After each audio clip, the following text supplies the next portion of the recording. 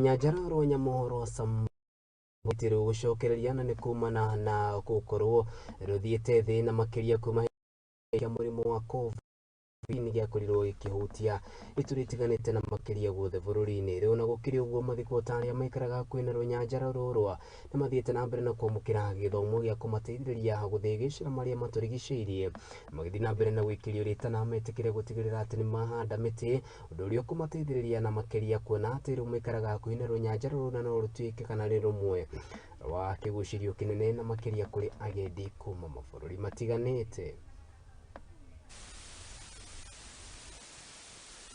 Kwanza hii park kitambo wakati corona ilikuja kabisa kila kitu kapotea. Na wakati tuliona juu hii park ni ng'ombe. Hii ndio tulikuwa tunakama kama community ya Lorubai. Na ama community wote yenye kwa karibu surround park hapo kwa sababu kuna Westgate, kuna Loruko, kuna Kiltaman. So hii ndio ilikuwa ng'ombe yetu. So wakati ng'ombe ilikuja ikapoteza maziwa tukafanya aje? Hakuna vile tutafanya kwa sababu corona imekuja imeharibu kila kitu. Na sasa hizi kama community hakuna kitu kingine tulikuwa tunaangalia ni park. Actually, governor alikuja akafanya kitu ya maana sana. Governor alikuja akaongea na community, akaongea na pia watu hapa kwenye karibu na park hapa na akatuambia kwamba akatupromise kwamba atakuja kufanya kazi ya hii park ionekane na pia akakuja kufanya park. Kwa hiyo park tunaona kabisa inakuja kufunguliwa na ishafunguliwa na kazi pia inaendelea mzuri. Naona wageni wameweza kuingia na tunafurahia kama community hapa. Kama mimi mtu wa kwanza najua sasa hii kazi itakuja kuwa mingi.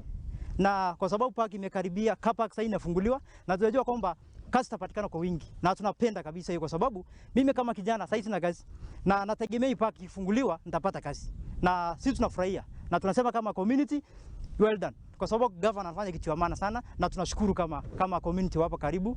Sababu hiyo ndio kilikuwa tunasaidia. Hakuna kitu kingine kwa tunategemea ni park tu peke yake. Kwa sababu kama mimi niko karibu hapa kuna hizo manyata kama hii ya wasungu hapa. Wasungu pia wao manyata walikuwa wanategemea wasungu. Hawa walikuwa wanauza vitu zao dhurua wasungu tu wenye wanaingia kwa hii park.